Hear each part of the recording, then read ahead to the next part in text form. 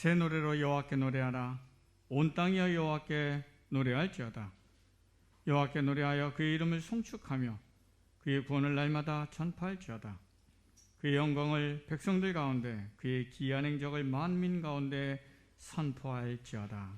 아멘.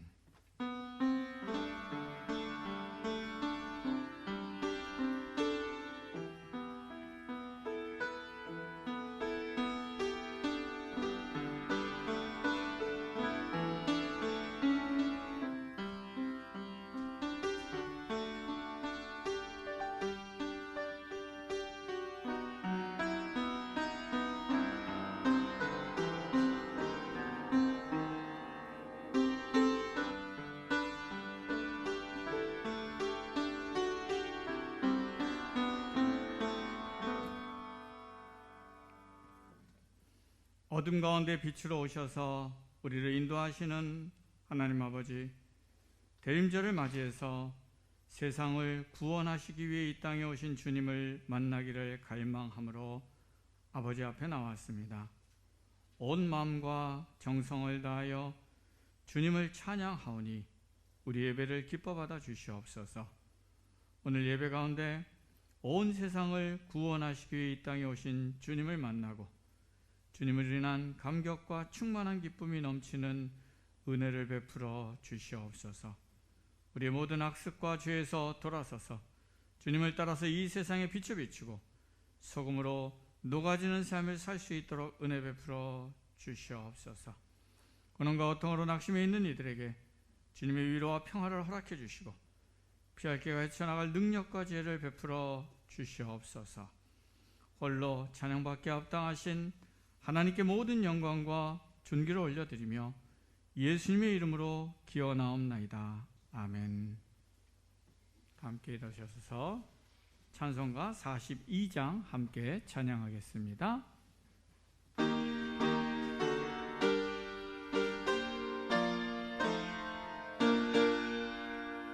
거룩한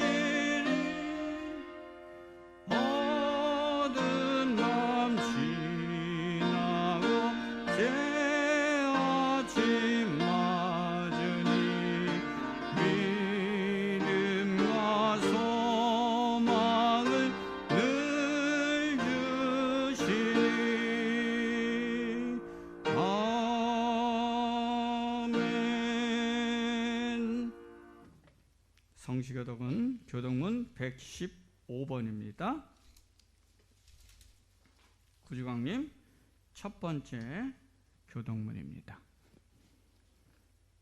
성문으로 나아가라, 나아가라, 백성이 올 길을 닦으라.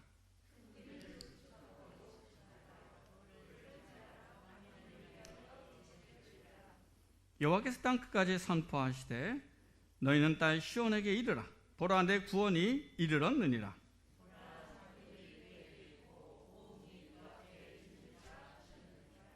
사람들이 너를 일컬어 거룩한 백성이라 여호와께서 구속하신 자라 하겠고,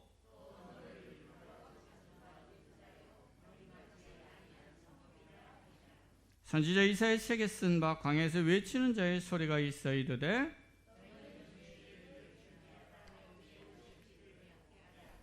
모든 골짜기가 메어지고 모든 산과 작은 산이 낮아지고 보라, 모든 육체가 하나님의 구원하심을 보리라 함과 같으니라. 아멘. 나는 전능하신 아버지 하나님 천지의 창조주를 믿습니다. 나는 그의 유일하신 아들 우리 주 예수 그리스도를 믿습니다.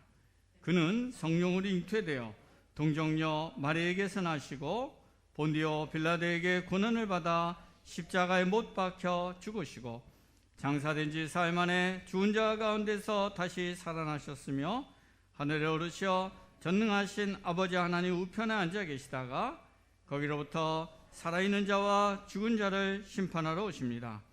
나는 성령을 믿으며 거룩한 공교회와 성도의 교제와 죄를 용서받는 것과 몸의 부활과 영생을 믿습니다. 아멘.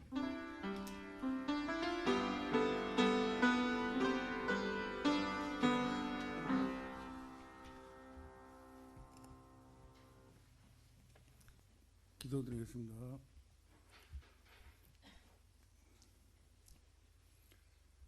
사랑과 은혜가 풍성하신 하나님 아버지, 코로나와 사회 경제적인 어려움 중에도 지금까지 함께하여 주시며 베풀어 주신 사랑과 은혜에 감사와 찬양과 영광을 올려드립니다.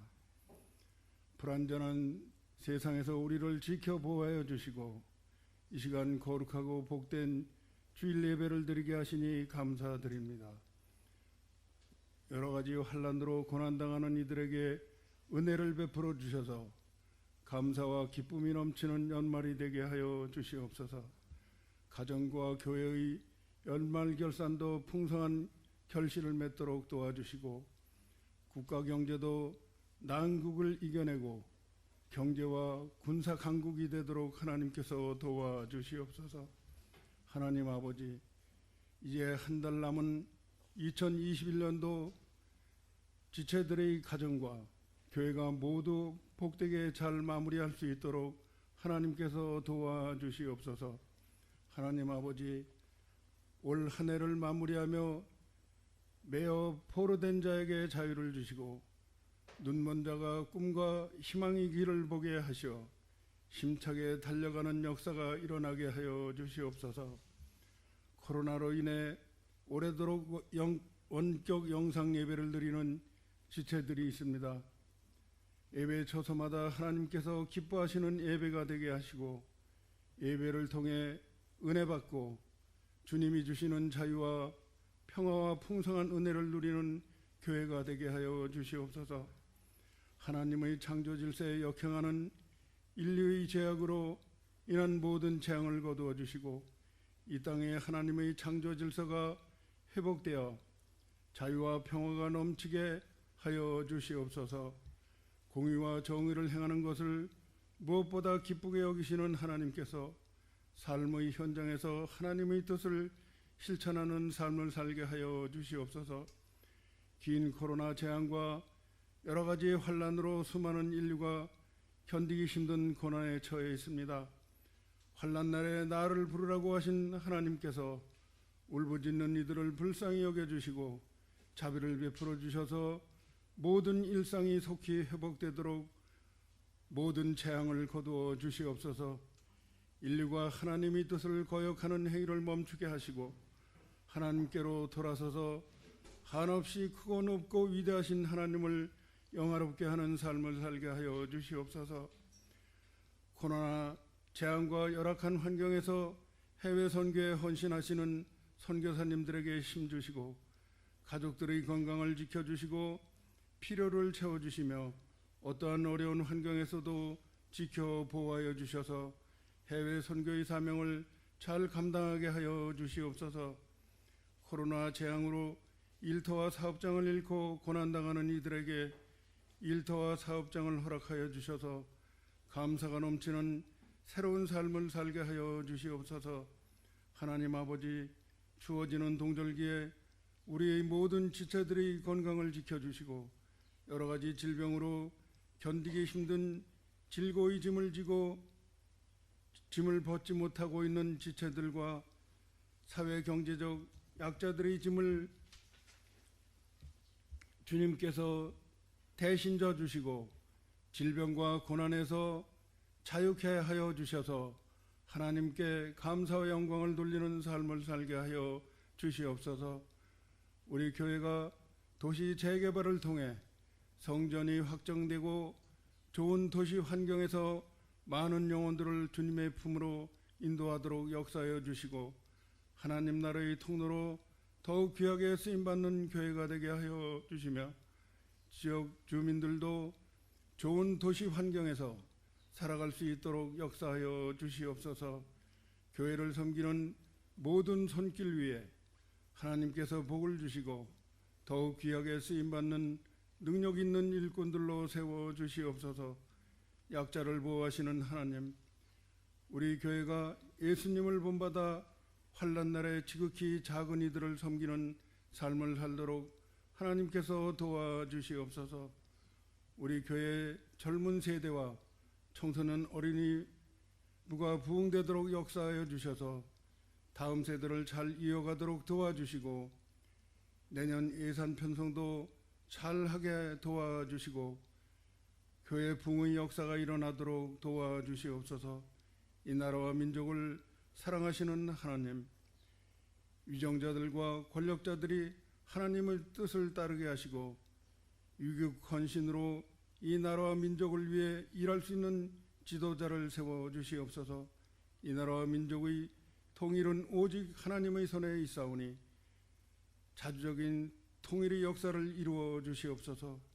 이 시간 목사님 말씀 전하실 때 성령의 역사하심으로 말씀에 능력 있게 하시어 우리 모두 은혜 받고 예수님을 본받아 따르는 삶을 살도록 인도하여 주시옵소서. 우리의 모든 것을 주님의 손에 의탁하오며 예수님의 이름으로 기도드리옵나이다. 아멘.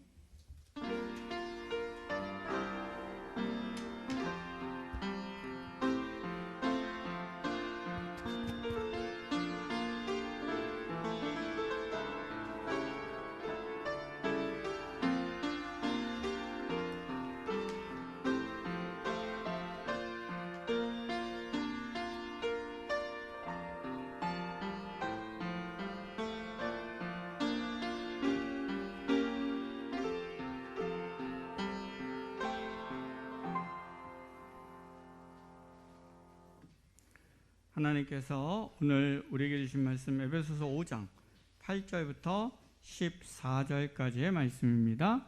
신약성경 315쪽에 있습니다. 에베소서 5장 8절부터 14절까지의 말씀, 신약성경 315쪽에 있습니다. 하나님의 말씀을 봉독하겠습니다. 너희가 전에는 어둠이더니 이제는 주 안에서 빛이라. 빛의 자녀들처럼 행하라. 빛의 열매는 모든 착함과 의로움과 진실함에 있느니라. 주를 기쁘시게 할 것이 무엇인가 시험하여 보라. 너희는 열매 없는 어둠의 일에 참여하지 말고 도리어 책망하라. 그들이 은밀히 행하는 것들은 말하기도 부끄러운 것들이라. 그러나 책망을 받는 모든 것은 빛으로 말미암아 드러나나니 드러나는 것마다 빛이니라. 그러므로 이르시기를 잠자는 자여 깨어서 죽은 자들 가운데서 일어나라. 그리스도께서 너희에게 비추이시리라 하셨느니라. 아멘. 이 시간 우리 이상희 집사님 특송 읽겠습니다.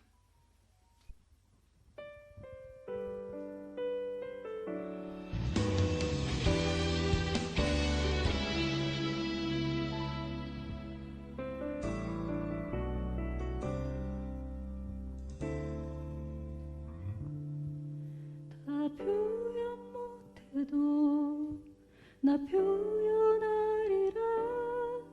다 고백 못해도 나 고백하리라. 다 알 수 없어도 나 알아가리라. 다 닮지 못해도 나 닮아가리라. 다 표현 못해도 나 표현하리라. 다 고백 못해도 나 고백하리라. 다 알 수 없어도 나 알아가리라. 다 닮지 못해도 나 닮아가리라.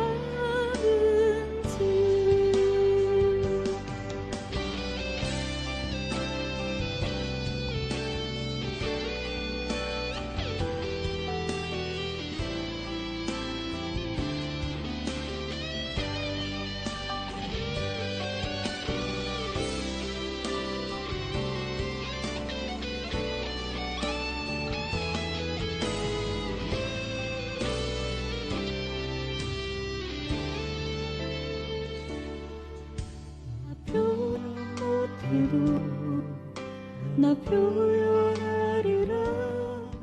다 고백 못해도 나 고백하리라. 다 알 수 없어도 나 알아가리라. 다 닮지 못해도 나 닮아가리라. 그 사랑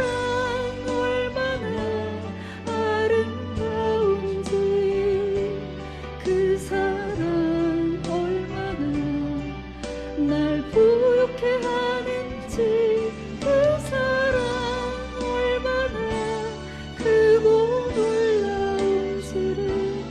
그 사랑 얼마나 나를 감격하게 하는지. 그 사랑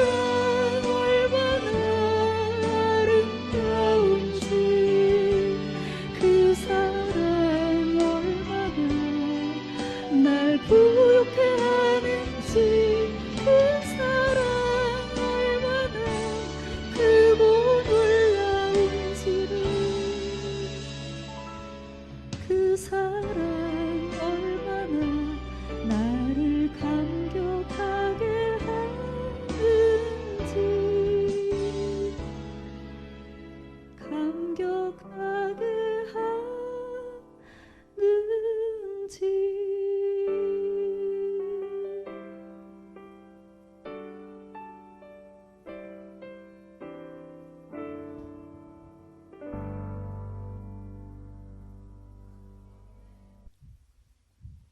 반갑습니다. 한 주간 동안 잘 지내셨습니까? 우리 한번 옆에 사람과 한번 인사 한번 할까요?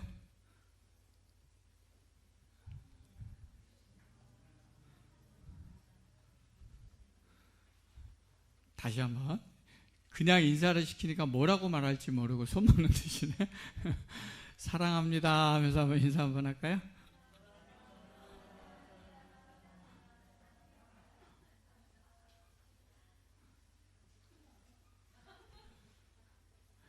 예, 이렇게 또 뵐 수 있다는 게 얼마나 감사한 일인지 모르겠어요. 그렇죠? 얼굴을 함께 보고 만날 수 있다는 게 옛날에는 그냥 일상이라고 생각했는데 코로나19 이후로는 이렇게 얼굴을 마주보고 얼굴을 볼 수 있다는 것만 해도 이게 얼마나 감사한 일이구나 하는 생각을 해보게 됩니다. 그래서 어려운 시기지만 또 생각하지 못했던 감사거리를 생각나게 하는 게 요즘 같은 이제 시기인 것 같습니다. 그래서 우리가 어려움과 힘듦이 있지만 그러나 그러한 가운데서도 하나님이 우리에게 주신 감사의 제목들을 우리가 그럴수록 더 깨닫고 떠올리고 하나님 안에서 감사하며 살아가는 그런 은혜가 우리 모두 안에 있기를 주님의 이름으로 축원합니다. 그리고 또 하나 더 감사한 건 요즘은 이렇게 마스크를 딱 가리면서 다니까요, 못생긴 사람이 없어요. 다 예쁘고 다 잘생겼어요. 그쵸? 여기만 가리고 눈만 보니까 뭐 미남 미녀 아닌 사람이 없어요. 그래서 막 눈이 정화가 돼요. 다 예쁜 사람, 잘생긴 사람만 보고 다녀갖고 그것도 감사의 제목이고, 저도 요즘 이제 감사의 제목을 늘 삶에서 찾으면서 이렇게 감사합니다라는 걸 계속 고백하면서 살려고 요즘 연습을 해보니까요, 굉장히 생각지도 못한 감사할 제목들이 너무 많더라고요. 그래서 우리가 삶에서 늘 감사하는 그런 삶으로 이 어려운 시기들을 능히 승리하고 극복해 나가는 그런 은혜가 오늘 우리 모두 안에 임할 수 있기를 주님의 이름으로 축원합니다. 자, 성경은 기독교 진리를 표현하는 데 있어서 논리나 아니면 진리는 이거야 라고 어떤 정의를 내리거나 진술하는 것보다는 더 이 진리의 의미를 풍성하고 선명하게 인식시키기 위해서 많이 쓰는 방법이 뭐냐면 비유나 상징이라는 걸 많이 사용합니다. 특히 기독교 진리의 핵심인 하나님, 예수 그리스도, 복음, 하나님의 말씀, 이런 것을 굉장히 비유나 상징을 통해서 성경에서 많이 얘기하는데, 많이 쓰는 성경에서 이 진리, 복음에 대해서 많이 쓰는 중요한 상징이자 비유 중에 하나가 뭐냐면 빛이라는 거예요. 빛. 그렇죠? 빛. 시편 27편 1절에 보면 여호와는 나의 빛이요 나의 구원이시니 내가 누구를 두려워하리요. 또 시편 19편 105편에 보면 주의 말씀은 내 발의 등이요 내 길의 빛이시니다 라고 고백합니다. 그 밖에도 구약과 신약 전체에서 기독교 진리의 핵심인 복음, 예수님, 하나님 말씀을 빛으로 이렇게 표현하며 많이 이야기를 합니다. 그리고 이러한 빛과 대조되는 개념으로 또 하나의 비유와 상징이 있는데 그게 뭐냐면 어둠이죠. 그렇죠? 예. 그래서 진리이신 하나님을 거부하거나 피하거나 또는 아직 진리이신 빛이신 하나님을 알지 못하는 상태에 있는 사람들을 어둠이다. 이렇게 성경은 대비해서 상징으로 비유로 많이 표현합니다. 그런데 이러한 어둠이 빛으로 바뀌는 방법이 이 비유로 보면 너무 간단해요. 막 설명을 하려면 긴데 빛의 비유와 상징을 하면 우리의 어둠이 빛으로 밝히는 방법은 너무 쉽고 간단합니다. 어떻게 하면 돼요? 어둠이 빛으로 바뀌는 방법 뭐죠? 예? 깜깜한 데를 환하게 밝히는 방법 뭡니까? 불 켜면 돼요.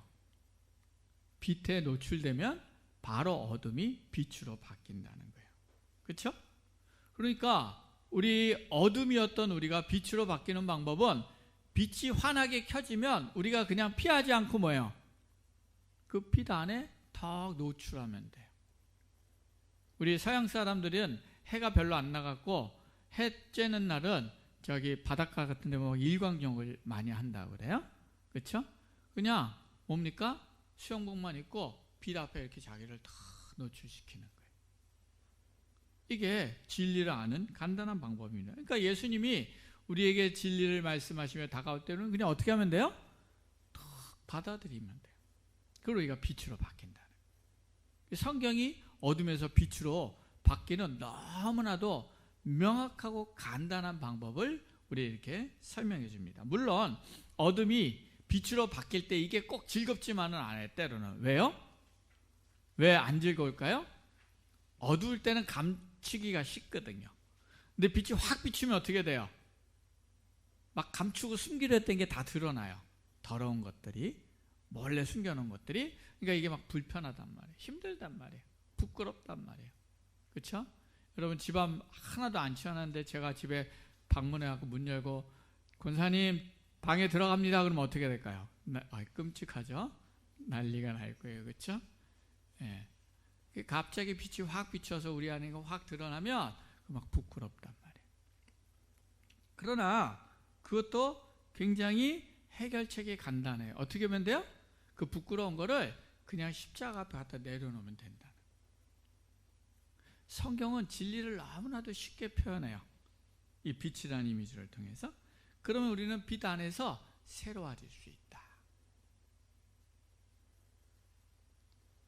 그런데 이렇게 진리의 빛이 내 안에 들어오는구나. 이걸 우리가 이렇게 상징이나 비유로 간단하게 이해하는데 그치는 게 아니라 중요한 거는 실제로 이것을 경험하고 누리며 살아가는 게 되게 중요하다는 거예요. 주님이 빛이구나. 이거를 우리의 삶에서 경험하고 누리며 살아가는 거. 이게 되게 중요해요. 요즘은 이제 겨울이 되니까 날이 어두워지잖아요. 그렇죠? 그러면은 제가 새벽 예배 열려고 아침에 딱 일어나면 여름에는 창문도 좀 환하고 다 보여요. 근데 겨울에 뭡니까? 깜깜하게 하나도 안 보여요. 그만 이렇게 더듬더듬 해갖고 막 이렇게 불을 켭니다. 그리고 이제 새벽 예배를 하려고 건당에 내려오면 깜깜하죠. 그리고 불을 탁 처음에 켜면 굉장히 뭐냐면 처음에 어떨 때는 제 마음 상태에 따라 어떨 때는 막 충만한데 어떨 때는 이렇게 막 어둡고 뭔가 이렇게 음습한 느낌이 한쪽에 들 때가 있어요. 특히 이제 언제 그런 경우가 많았냐면 코로나 초기에 새벽 예배 때 아무도 못 나올 때, 아무도 못 나오고 저 혼자 이제 이 예배를 계속 새벽에 드릴 때 보면은 되게 어쩔 때는 물론 이제 영상으로는 이제 우리 들어와서 예배 드릴 때 같이 참여하지만 예배 딱 끝나고 이제 각자 기도하시기 바랍니다 하고 이렇게 음악 틀고 여기 혼자 앉잖아요. 그럼 어떨 땐 되게 불 다 끄고 딱 앉아 있으면 혼자서 이렇게 어둑어둑한 느낌이 들어요. 그러나 그럴 때 제가 내 안에 빛이신 주님이 계시지 라는 걸 때때로 떠올립니다.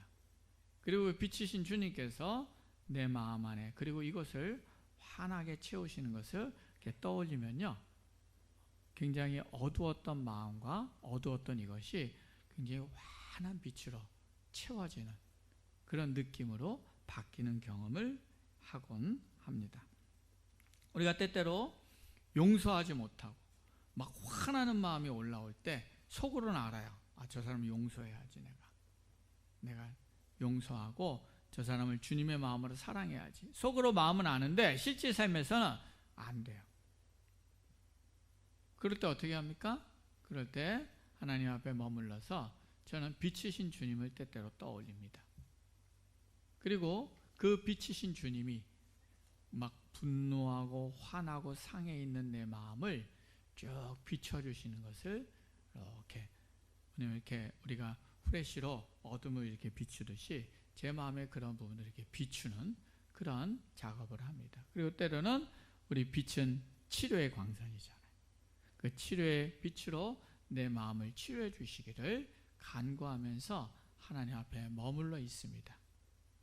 그러면 어떤 순간 제 마음 가운데서 뭐냐면 그런 마음들, 이렇게 막 화나고 분노했던 감정들이 차분해지고 그리고 용서하는 마음들이 제 안에서 살며시 올라오는 경험을 하면서 제 마음이 풀어지고 그리고 제 마음의 평화를 찾는 그런 경험들을 종종 하게 되곤 합니다.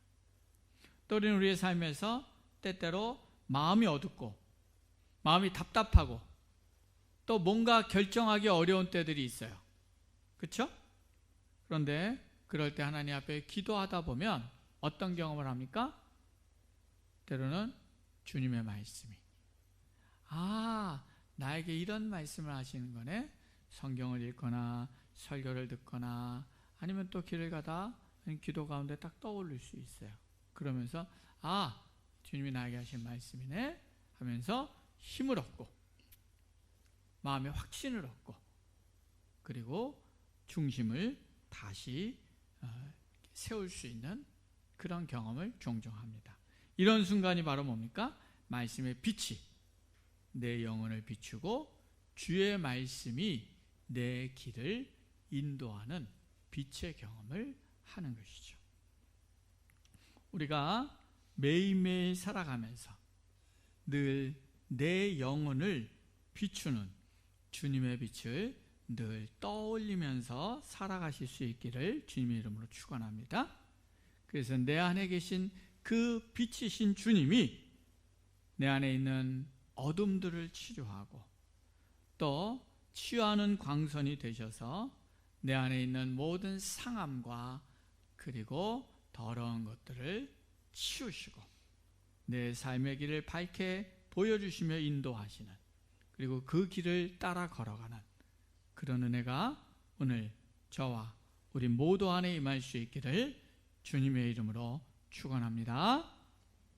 자, 오늘 본문은 우리가 이렇게 주님의 빛을 받아들임을 통해서 빛의 자녀가 되었어요. 그럼 이 빛의 자녀 된 자로서 우리가 빛의 자녀들처럼 행하며 살아가야 된다라고 권면합니다. 그러면서 빛의 자녀들처럼 살아가야 될 삶의 모습이면서 빛의 자녀답게 우리 안에 주님의 빛이 들어온 걸 깨닫고 그 주님의 빛 안에서 주님의 말씀대로 따라가는 삶을 쭉 살다 보면 우리의 삶에서 맺어져야 될 자연스러운 열매 3가지를 설명합니다. 오늘은 여기까지 말씀을 살펴볼 거예요. 그 3가지 열매가 뭡니까? 뭐라고 나오죠? 오늘 본문 볼까요? 5장 9절에 보면 어떤 열매가 있습니까? 모든 착함과 의로움과 진실함에, 그렇죠? 착함과 의로움과 진실함입니다. 첫 번째, 모든 착함입니다. 여기서 착하다는 건 성품이 온순하고 막 착하고 성질이 더럽고 이런 착함을 의미하는 게 아니에요. 태어난 본성적으로 착한 사람 있잖아요. 그런 착함이 아니라 뭐냐면 여기서 착함이라는 거는 선한 삶을 사는 걸 의미해요. 그래서 우리의 의지를 발휘해서 우리가 선한 삶을 실천해 나가는 삶을 사는 게 여기서 뭐냐면 착하다라는 의미입니다. 그러니까 비단에 거하면 이 선한 삶의 열매를 맺는다는 거예요. 근데 선하다는 거는 뭐냐면요, 인간관계에서 다른 사람들에게 선을 베푸는 삶을 산다는 거예요. 그런데 다른 사람에게 선을 베푸는 삶을 산다는 건 항상 내가 양보하고 손해보더라도 다른 사람들을 넉넉하게 챙겨주는 그런 마음을 갖지 않으면 선을 베푸는 삶을 우리가 살 수 없게 돼요. 그렇죠?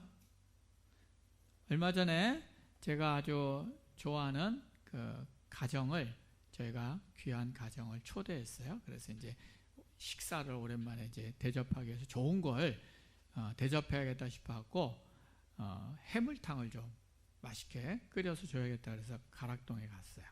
가서 이제 이렇게 해물탕 끓일 거리들을 사가지고 오늘 그날 마침 뭐가 있었냐면 황게라는 게가 있더라고요. 그걸 넣으면 되게 맛있다는 걸 샀어요. 그리고 와서 해물탕을 끓였는데 우리 집사람이 와서 손질을 하는데 이상하게 냄새가 난다는 거예요.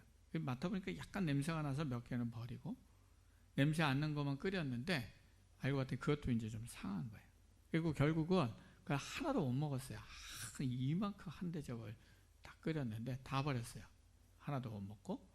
열이 받잖아요.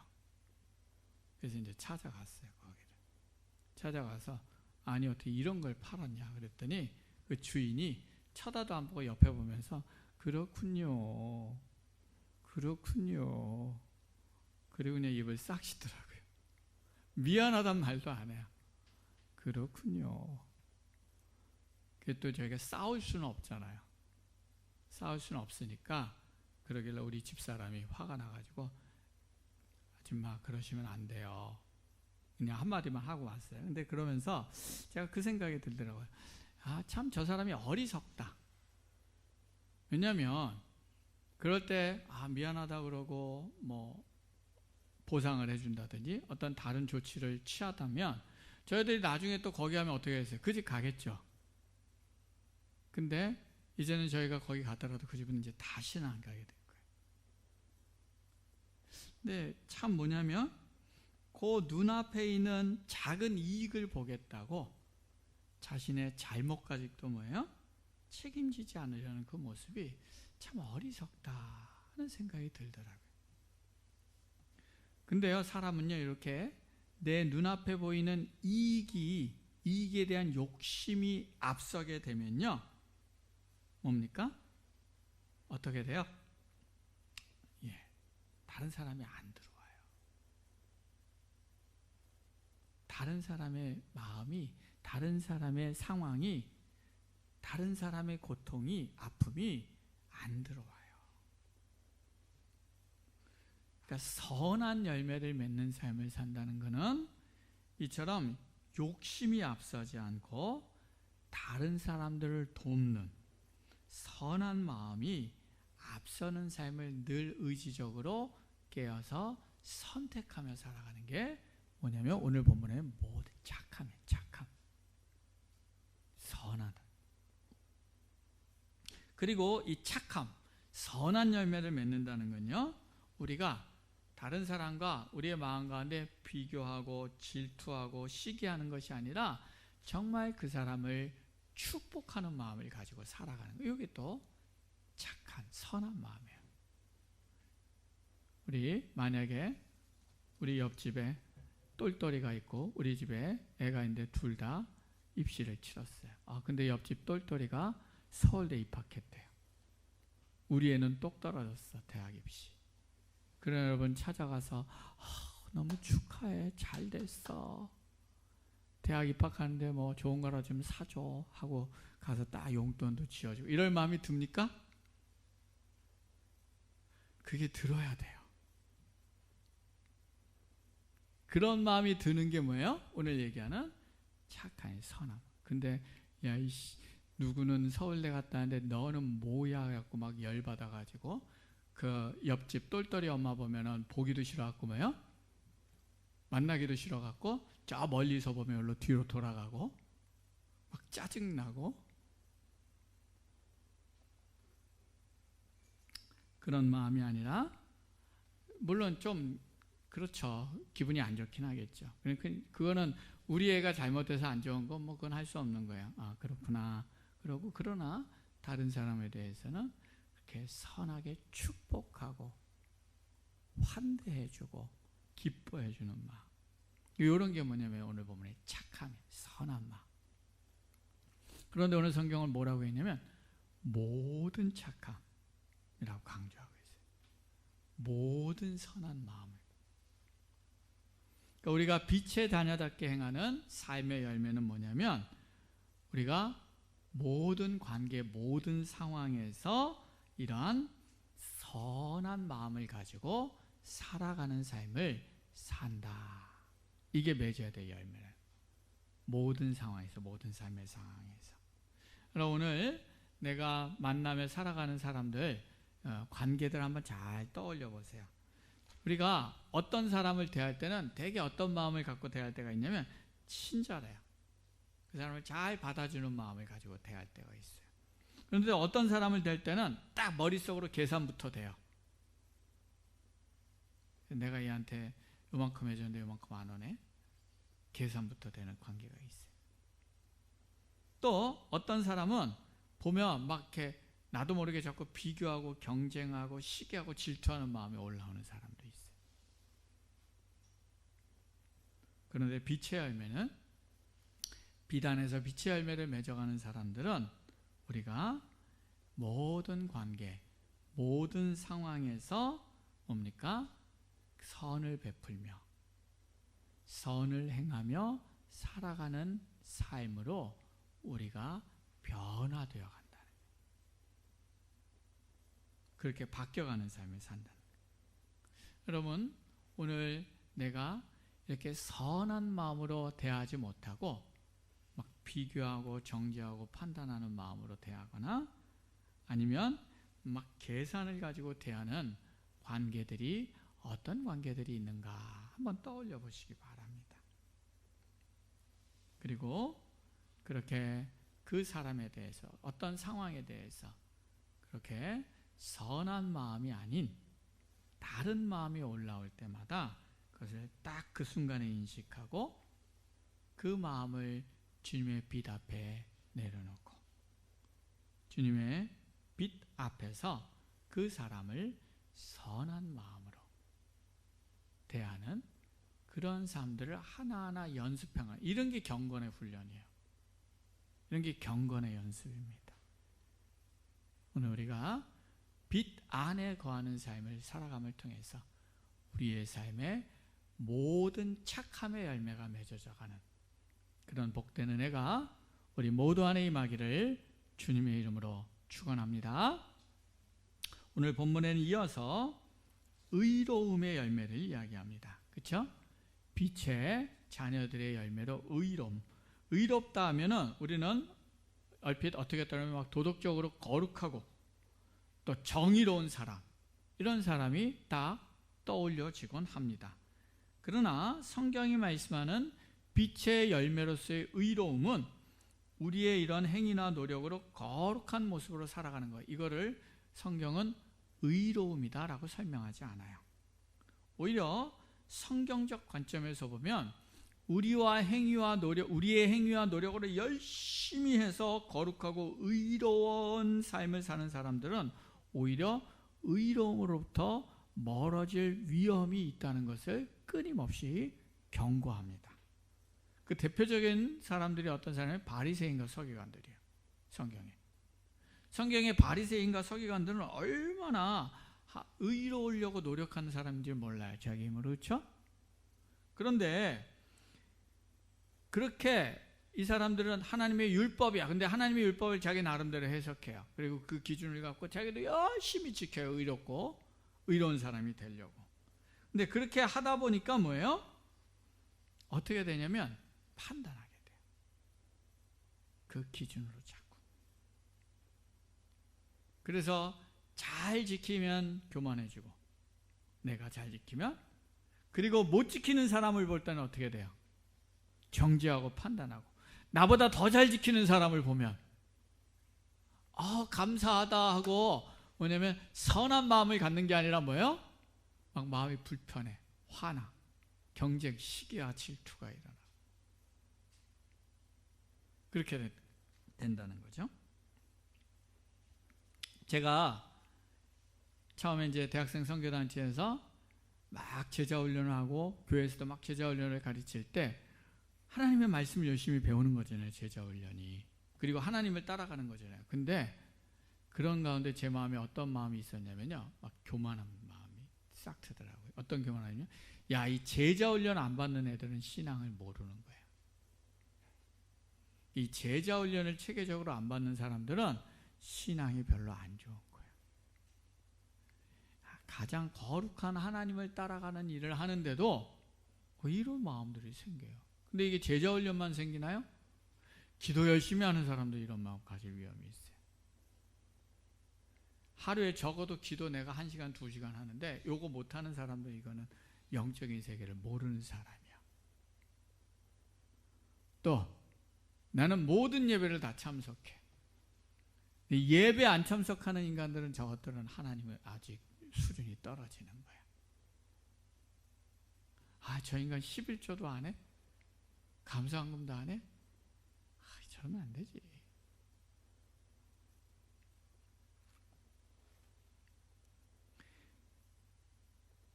이렇게 의롭고 그리고 자기의 행위나 노력으로 막 이렇게 의로워진 사람은 또 자칫 잘못하면 빠지게 되는 위험이 뭐냐면 위선적인 사람이 될 수 있어요. 왜요?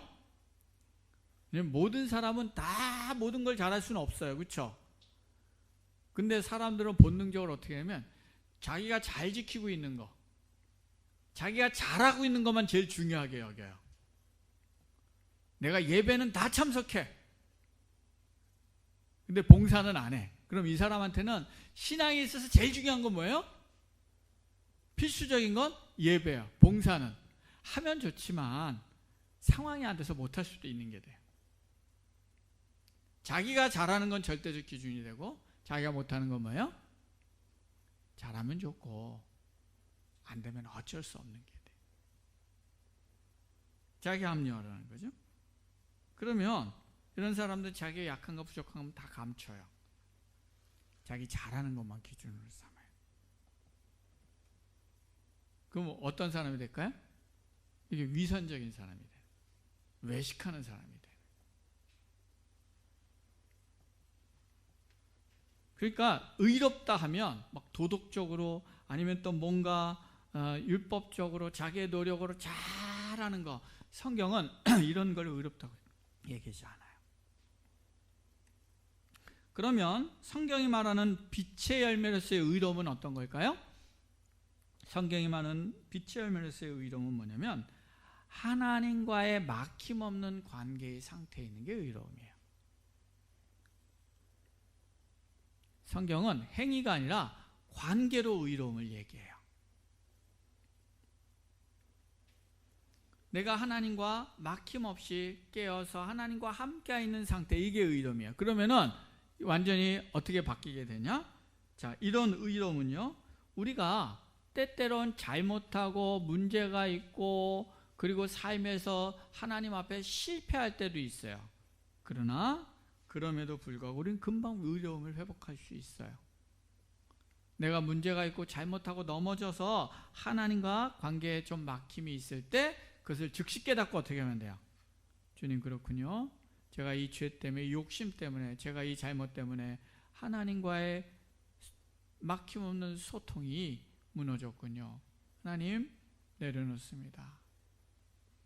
그리고 다시 주님을 바라보며 서 있으면 다시 회복돼요, 의로움. 또 이런 의로움을 가진 사람들은 사람들의 시선으로부터 자유로워질 수 있어요. 왜요? 우리는 내가 약하고 넘어진 사람들이 저거밖에 안 돼 하고 막 판단하고 한번 비판하면 그 사람 속에는 그게 엄청 오래 갈 수 있어요. 쟤 저랬어. 어떤 사람은 10년, 20년 그거 가지고 계속 울겨 먹어요. 그렇죠? 근데 나도 그런 기준을 가지면 나도 괴로워요. 내가 20년 전에 내가 왜 그랬을까? 내가 왜 그때 그랬을까? 내가 왜 저 마누라를, 저 남편을 선택했을까? 내가 왜 그때 그거를 그러면서 뭐예요? 다 안고 살아요. 그러나 하나님과의 관계가 의롭다는 것을, 의로움의 핵심이라는 걸 아는 사람들은 내가 약함과 실패도 다 어떻게 하면 돼요? 내려놓으면 돼요. 그리고 하나님과 다시 회복되면 그것은 나에게 오히려 자유로운 것이 돼요. 문제가 되지 않아요. 그리고 내가 나와 하나님과의 관계가 그렇다는 걸 내가 깊이 깨닫게 되면 우리가 다른 사람을 볼 때도 어떨 수 있어요? 저 인간 저번에 저랬어. 그런 틀에 안 갇히게 돼요. 왜요? 그건 옛날 얘기예요. 그 사람이 그걸 하나님 앞에 내놓고 지금 바뀌었으면 저 사람은 지금 다른 사람이에요. 그러므로 우리는 모든 사람을 선입관 없이 그 사람을 있는 그대로 선하게 대할 수 있어요. 이게 성경이 말하는 의롭다는 의미예요.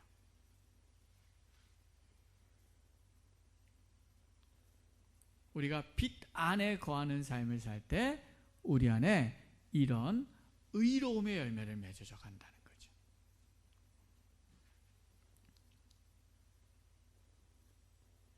그리고 또 오늘 성경에 보면 빛의 자녀로서 빛 안에 거하는 삶을 살 때 맺혀지는 세 번째 열매가 있습니다. 뭡니까? 진실함이다. 그렇죠? 여기서 진실하다는 의미는 속임없이 솔직하고 순수한 성품이라는 의미가 있고요. 또 하나는 진리라는 용어로도 많이 번역됩니다. 원어가요. 자, 근데 진실하다 그러니까 솔직한 거예요. 솔직하고 진실하니까 나는 솔직한 사람이라고 마음에 막 짜증나고 화나고 힘든 마음이 있을 때 막 다 표현해요. 우리 막 싸우다 보면 이런 얘기 가끔씩 해요. 야, 나도 잘한 거 없어. 근데 솔직하게 말하면 너는 어떤지 알아? 이러면서 뭐예요? 막 쏟아놔요. 그렇죠? 그 진실한 걸까요? 왠지 좀 아닌 것 같죠? 그럼 성경이 말하는 진실하다는 의미는 뭘까요? 솔직하다는 의미는? 솔직하고 진실하다는 건 뭐냐면요, 내 안에 있는 속마음을 내가 정직하게 인식하는 게 진실하다는 의미예요. 그래서 그것을 늘 인식하고 인정하는 거예요. 예를 들면 우리가 막 누군가랑 막 싸우고 있어요. 겉으로는 나는 잘못한 게 없고, 부부싸움 할 때 특히 여러분 그럴 때, 저는 그럴 때가 종종 있어요. 막 책임을 전가하지만 속으로 뭐예요? 이건 내 잘못이야. 알아요. 인식해요. 내가 괜히 짜증내고 화나고 있다는 걸 인식해요. 예. 근데 그걸 인식 안 하면 어떻게 돼요? 더 싸움이 커져요. 그러나 내가 그걸 인식하고 인정하는 순간 스탑하게 돼요. 멈추게 돼요. 때로는 그 순간에 멈추지 않을지라도 그 시간이 지난 다음에 자기를 돌아보면서 내가 내 잘못인데 승질 부렸구나 라는 걸 깨닫고 나를 하나님 앞에 내려놓게 되고, 그럼 다음번에는 훨씬 더 그런 상황에서 싸우지 않게 돼요. 정직하게 미안해, 내가 잘못했네, 인정하게 돼요. 이런 게 뭐냐면 진실함이라는 의미예요. 그래서 이 진실하다는 거는 진리라는 의미로도 번역되는 거예요. 이 진리가 뭡니까? 예수님이 진리잖아요. 그렇죠? 예수님이 진리임을 받아들이는 거는 뭐가 전제가 깔려 있냐면 내 안에 있는 약함과 내 안에 있는 실패와 내 안에 있는 부끄러움을 정직하게 인정하고 그것을 십자가 앞에 내려놓고 주님께 나를 내어 맡기는 게 진리의 의미예요. 성경이 말하는. 그러니까 정직하다는 건 바로 진리의 성격을 가져요. 우리가 빛의 자녀로서 주님의 빛을 따라 산다는 것은 우리의 삶에서 이러한 진실함의 열매들이 점점 맺어져가는 삶을 사는 거다 라고 성경은 우리에게 가르쳐 줍니다. 오늘 우리가 살아가는 시대는 영적인 어두움과 무지함과 또 영적인 거짓들이 난무하는 세상을 살아가고 있습니다. 매스컴을 보면 정치인들이나 심지어는 언론들도 거짓 뉴스를 수없이 많이 만들어내고 거짓말을 수도 없이 하는 것을 보게 됩니다. 그 사람들만 그럴까요? 우리도 살아가면서 우리의 마음을 잘 살펴보면 내 이익을 위해서, 어려움을 모면하기 위해서, 내 잘못을 인정하고 싶지 않아서 우리는 살짝살짝 거짓말을 하고 합리화를 하고 회피하면서 자기 소견대로 살아가는 경우가 허다합니다. 이러한 시대를 이기고 치유하고 이런 시대를 깨우는 길을 뭡니까? 오늘 성경은 진리의 빛 안에서 우리가 거하면서 모든 착함과 의로움과 진실함으로 살아가는 것이, 그런 열매를 맺는 것이 이 세상을 치유하고 바꾸고 새롭게 하는 능력임을 우리에게 가르쳐 줍니다. 오늘 우리가 모든 선함과 의로움과 진실함의 열매를 매일매일의 삶에서 맺어가려고 노력하며 살아감을 통해서 우리의 영혼이 진리의 빛 안에 거하고, 그리고 우리를 통해 어둠 가운데 있는 다른 이들에게 진리의 빛을 비출 수 있는 그런 삶을 살아가는 저와 우리 모두가 될 수 있기를 주님의 이름으로 축원합니다. 기도하겠습니다. 살아계신 하나님 아버지, 이 세대가 갈수록 영적인 어두움과 영적인 무지함과 거짓과 그리고 죄가 욕심이 난무하는 세상임을 보게 됩니다. 그러나 우리가 빛 안에 거하는 자로서 이러한 세상을 모든 선함과 의로움과 진실함으로 극복하고 넘어서고 승리하게 하여 주시옵소서. 빛이 어둠을 비추면 어둠이 패배하며 빛이 승리한다는 사실을 우리가 깊이 있게 확신하고 깨닫고 그리고 빛 안에 거함으로 이 땅의 어두움을 이기고 바꾸는 그런 복된 삶을 살아가는 우리 모두가 될 수 있도록 역사해 주시옵소서. 예수님의 이름으로 기도드리옵나이다. 아멘.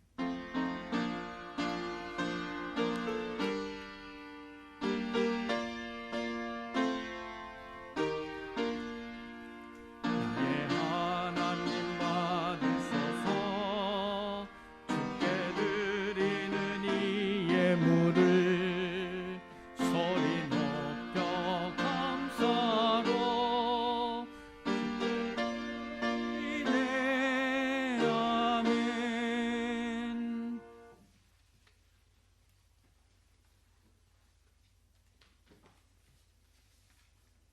11조 하나님께 드렸습니다. 주일헌금 범사에 감사합니다. 감사헌금 드렸고요. 범사에 감사합니다. 선교헌금, 건축헌금,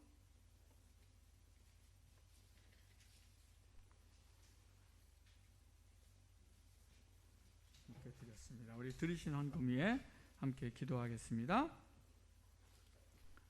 사랑과 은혜가 풍성하신 하나님 아버지, 저에게 하나님을 사랑하는 열망으로 예배 드릴 수 있게 하시고 이 시간 주님을 사랑하는 마음을 담아서 예물 드릴 수 있게 하심을 감사드립니다. 내 삶에 필요들도 많이 있지만 주님 사랑하고 주님 나라의 영광을 위해 우선순위를 두고 드리는 것을 기뻐하면서 주일헌금과 11조와 감사헌금과 건축헌금과 선교헌금을 구별하여 주님 앞에 드리오니 연락하여 주시고 주님 나라 영광을 위해 사용하여 주시옵소서. 또한 이 예물을 드린 이들의 삶과 가정에 복을 주셔서 부족함이 없도록 풍성하게 채워 주시옵소서. 이 예물과 함께 우리의 삶을 올려드리니 기뻐 받아 주시옵소서. 내 욕심과 내 생각대로 계획하고 살지 않게 하시고 요동하는 셋바에 흔들리지 않도록 붙잡아 주시고 오직 주님의 뜻을 이루는 삶을 살게 하여 주시옵소서. 예수님의 이름으로 기도드리옵나이다. 아멘.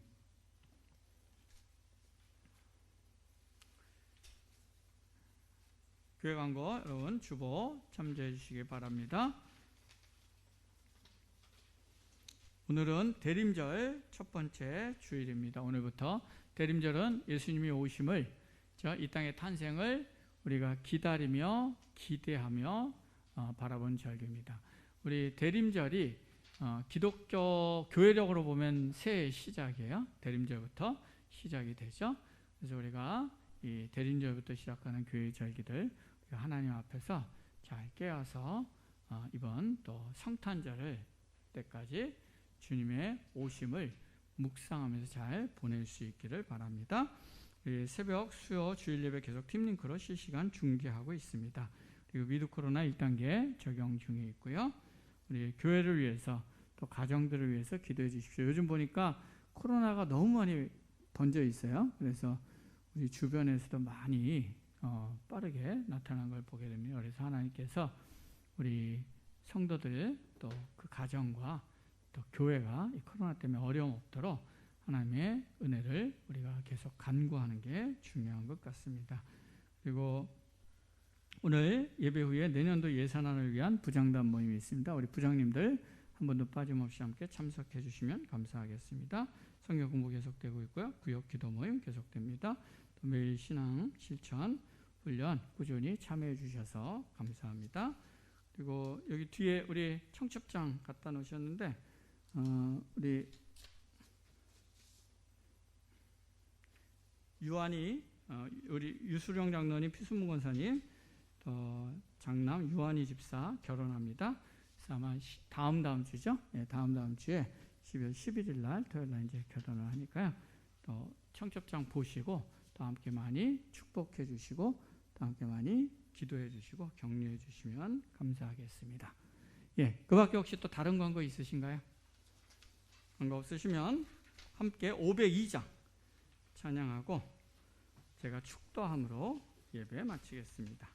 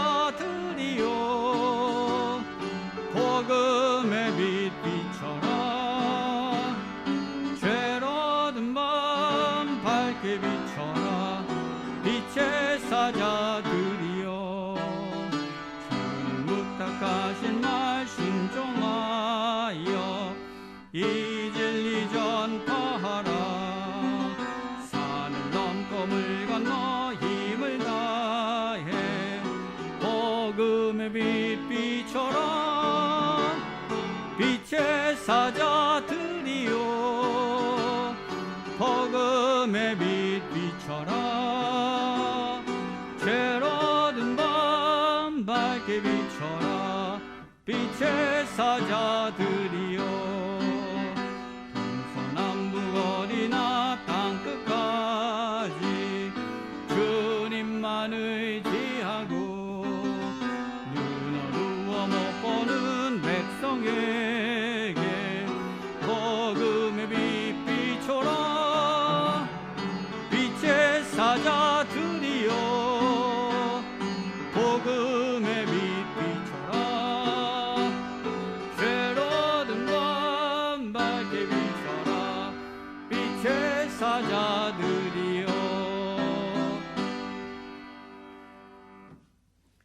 이제는 우리 주 예수 그리스도의 은혜와 하나님 아버지의 크신 사랑과 성령님의 교통하심과 인도하심과 역사하심이 모든 선함, 착함과 의로움을 통해서 그리고 진실함을 통해서 우리가 이 땅에 그리스도의 생명의 빛을 드러내기를 소망하며 하나님 앞에 나온 이곳에 모인 주의 백성들과 하나님의 교회와 이 땅의 모든 사람들에게 이제부터 영원토록 함께 하시기를 간절히 축원하옵나이다. 아멘.